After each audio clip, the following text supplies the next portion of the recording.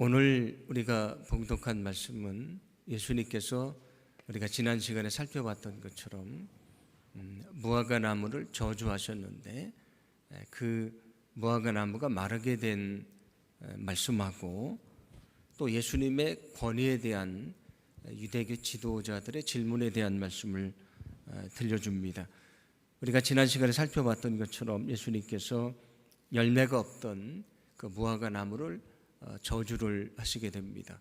우리가 그 무화과 나무라고 하는데 그 한자로 보면 무화, 꽃이 없는 나무다 그런 뜻입니다. 그래서 제가 지난주 말씀드렸던 것처럼 보통 잎이 자라고 그 다음에 꽃이 피고 그 다음에 열매가 맺히지 않습니까?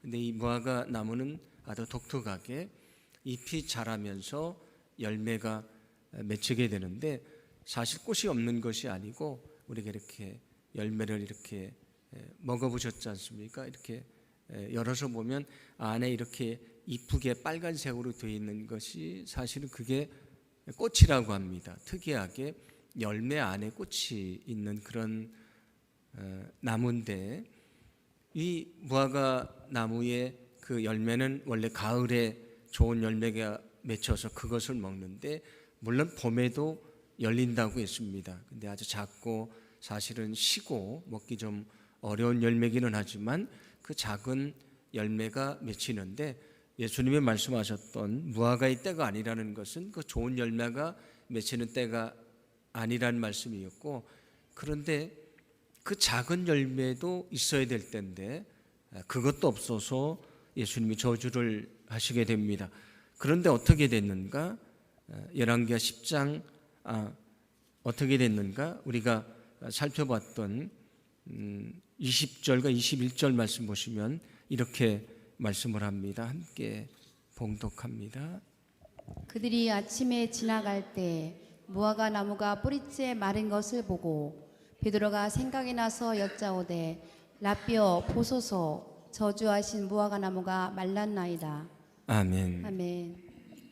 제자들이 전날에 지나갔던 데를 지나가는데 그 무화과 나무가 말라 있었다고 말씀을 합니다. 베드로가 그것을 보고 무화과 나무가 말랐다라고 말하는데 예수님이 어제 말씀하셨던 것이 그대로 이루어졌습니다.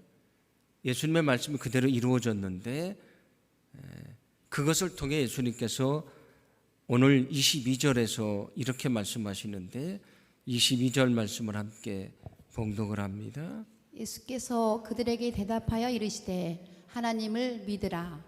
아멘. 예수님이 전날에 무화과 나무를 저주를 하셨고 그 다음날 무화과 나무가 그 말씀대로 뿌리채 마르게 됐습니다. 그런데 예수님이 그 제자들에게 무엇을 말씀하십니까? 하나님을 믿으라라고 말씀을 합니다. 왜 제자들에게 이런 말씀을 하셨을까? 아마 그 전날에 길을 가다가 예수님께서 무화과 나무를 저주를 하니까 아마 제자들의 마음에 이런 생각이 있었던 것 같습니다. 아니, 왜 예수님이 그렇게 무화과 나무에게 저런 말씀을 하시지? 라고 생각을 하고 아주 대수롭지 않게 생각을 했던 것 같습니다. 그런데 그 다음날 됐더니 자기들이 대수롭지 않게 생각했던 그냥 지나가는 말로 생각했던 예수님의 말씀대로 무화과 나무가 뿌리채 말라 있습니다. 아마 제자들은 예수님이 말씀하셨던 것도 중요하게 생각하지 않았고 그 말씀이 그대로 이루어질 것이라는 사실을 마음속에 믿지도 못했던 것입니다. 그래서 예수님은 그것을 믿지 못했던 제자들의 마음을 아시고 이 무화과 나무가 그대로 마른 것을 통해서 첫 번째로 뭘 가르쳐 주시냐면 믿음을 가르쳐 주십니다. 어떤 믿음입니까? 하나님의 말씀을 믿으라고 하는 것입니다.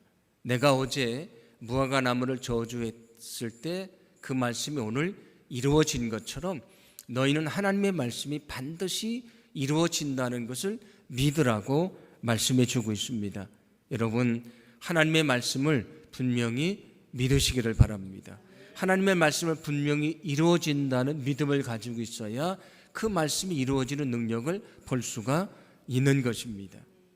이것이 성경이지 않습니까? 우리가 주일날마다 성경을 들고 이것은 하나님의 말씀입니다라고 고백을 하는데, 아무리 우리가 이 하나님의 말씀을 읽어도요, 또 이 말씀을 중심으로 선포되는 이 설교를 우리가 수없이 들어도 이것이 하나님의 말씀인 것을 확신하지 않고 하나님의 말씀으로 듣지 않고 이 말씀을 믿지 않는다면 이 말씀이 능력이 되지 않고 이 말씀이 이루어질 수가 없다는 것입니다.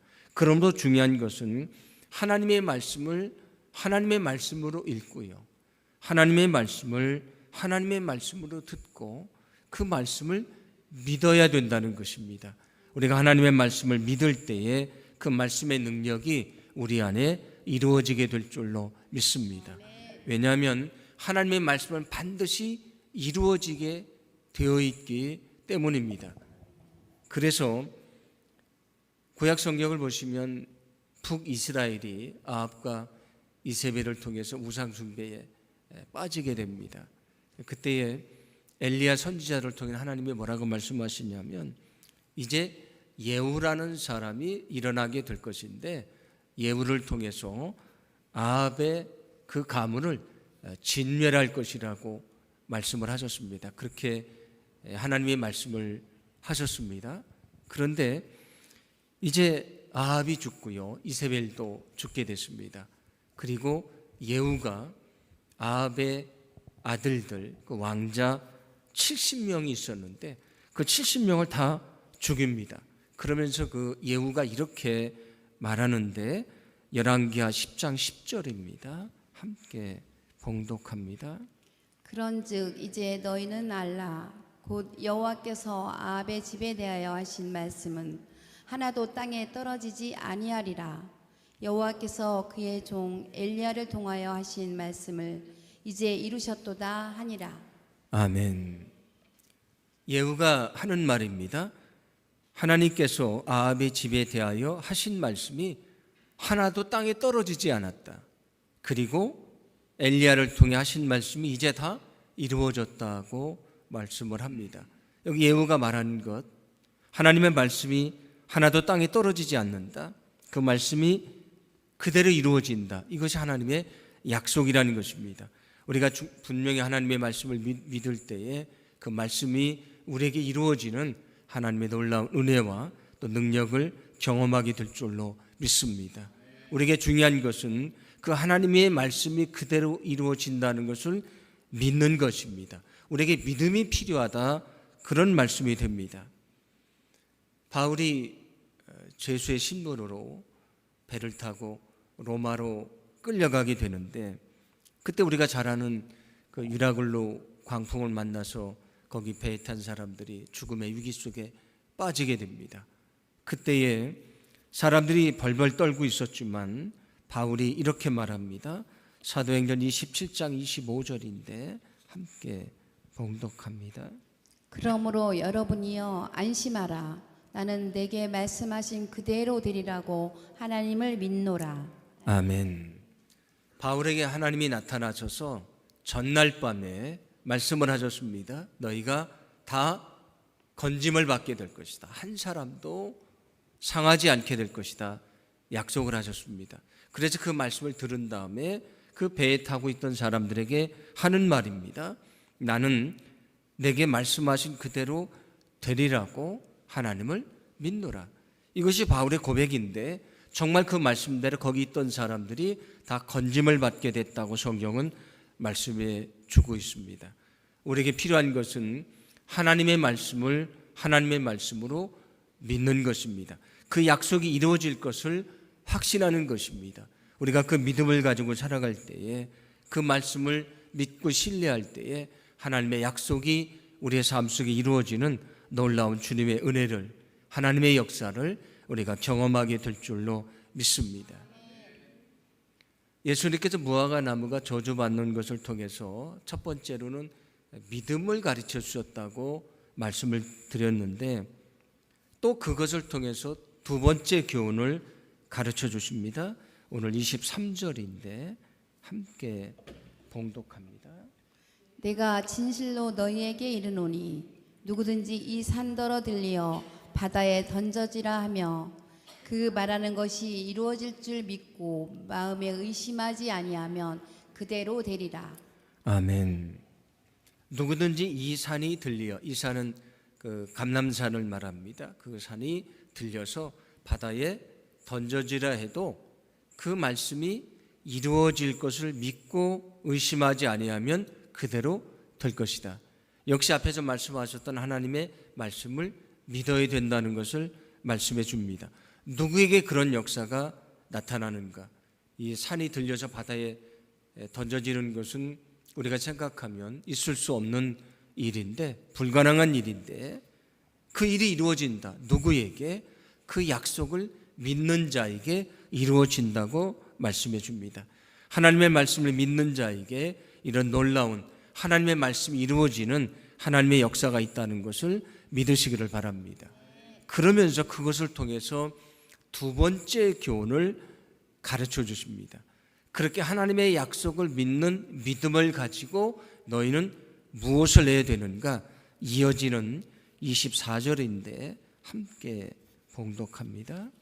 그러므로 내가 너희에게 말하노니 무엇이든지 기도하고 구하는 것은 받은 줄로 믿으라. 그리하면 너희에게 그대로 되리라. 아멘. 너희는 하나님의 약속이 이루어진다는 것을 분명히 믿어라. 믿음을 가지라고 말씀을 합니다. 그리고 그 믿음을 가지고 무엇을 하라고 말씀합니까? 너희는 믿음으로 기도하라고 말씀을 합니다. 그 믿음으로 기도하라. 그리고 너희가 기도한 것은 반드시 이루어진다는 것을 확신해라. 그러면 너희의 믿음의 기도가 응답될 것이라고 말씀해 주고 있습니다. 이처럼 우리가 믿음을 가지고 하나님 앞에 기도할 때에 하나님이 그 믿음의 기도를 외면하지 않으시고 그 믿음의 기도를 통해 응답하시는 하나님의 역사를 우리에게 경험케 해 주실 줄로 믿습니다. 믿음으로 기도하는 사람, 의심하지 않고 기도하는 자의 기도가 응답된다는 것을 분명히 말씀해 줍니다. 무화과 나무의 비유를 통해서 믿음을 가르쳐 주시고 믿음으로 기도할 것을 가르쳐 주시면서 이제 세 번째 교훈을 가르쳐 주시는데 25절 말씀입니다. 함께 봉독합니다. 서서 기도할 때에 아무에게나 혐의가 있거든 용서하라.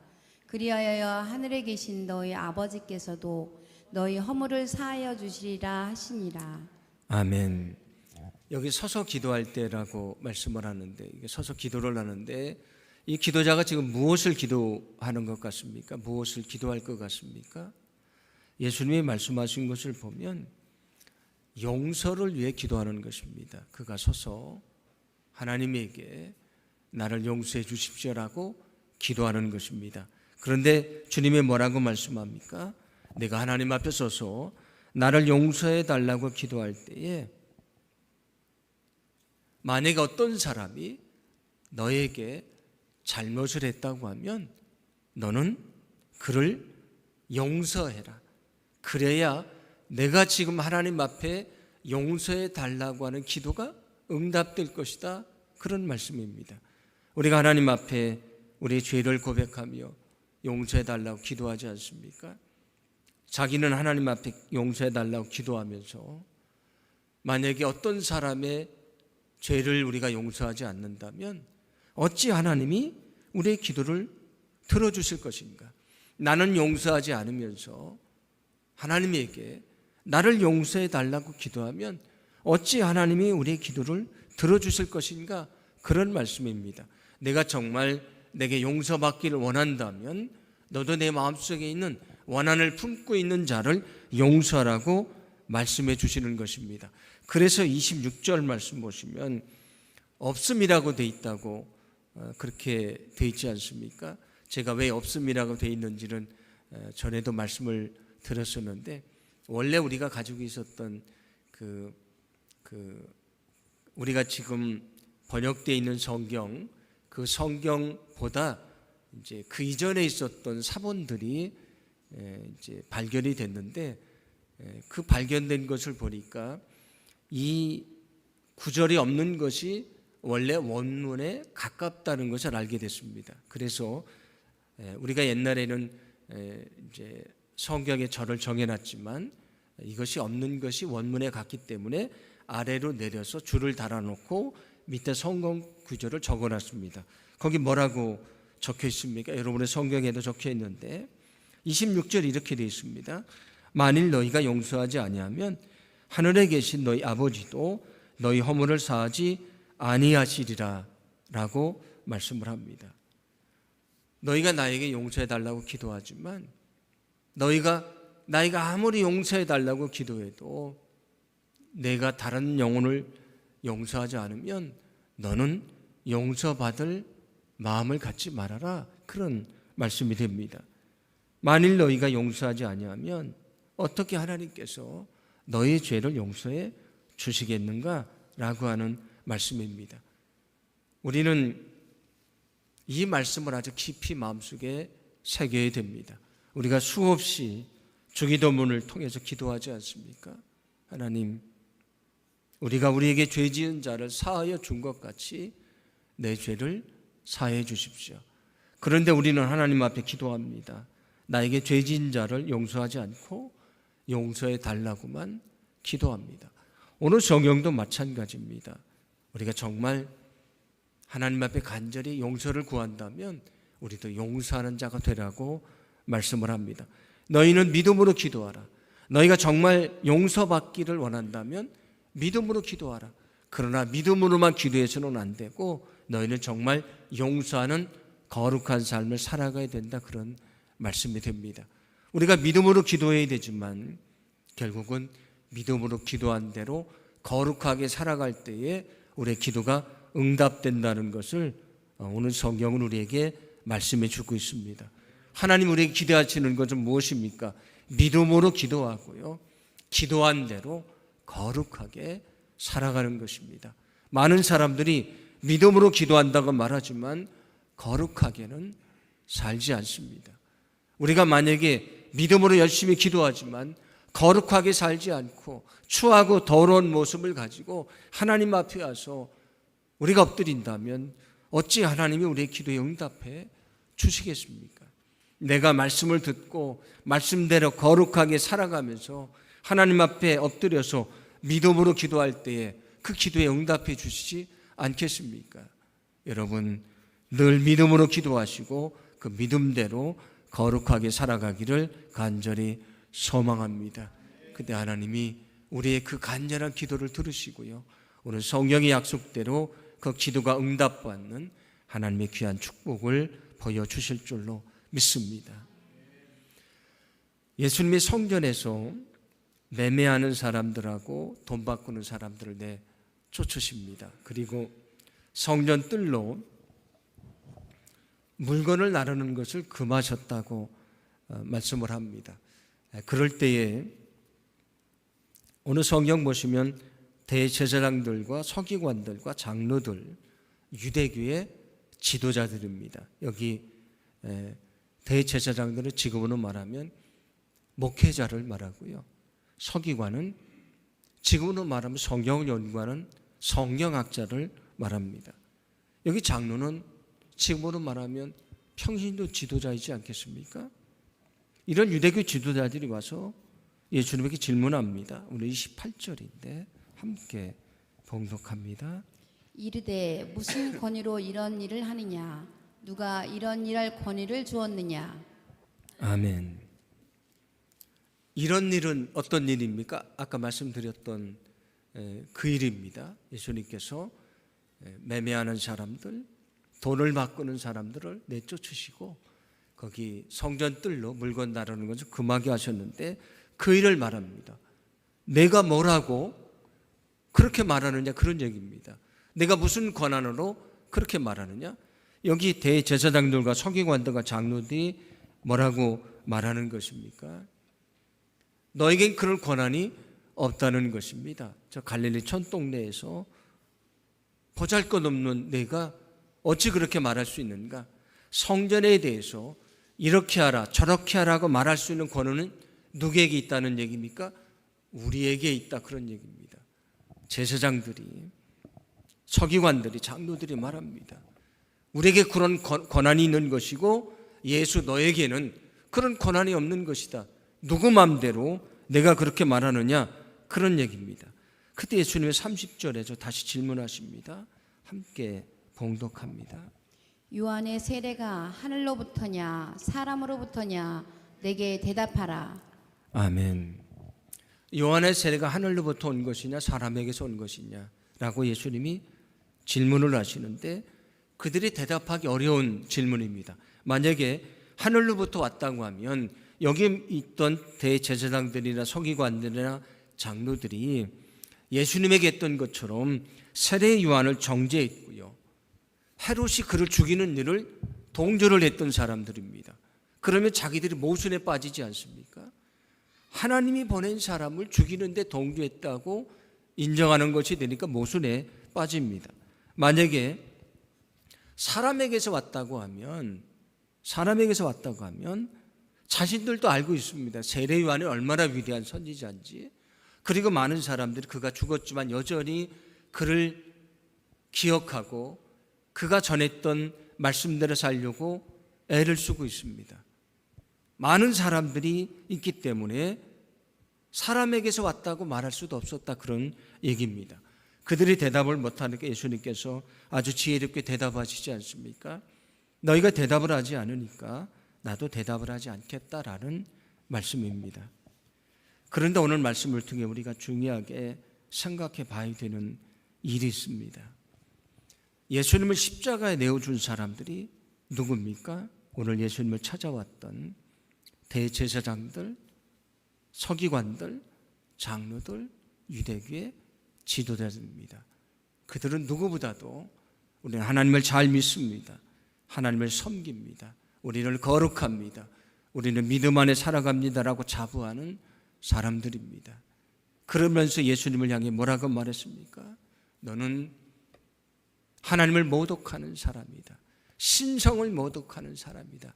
죽어 마땅한 사람이다. 사람들을 동요하면서 말합니다. 저를 십자가에 못 박으라고 외치라 했던 사람들이 여기 유대교의 지도자였던 사람들입니다.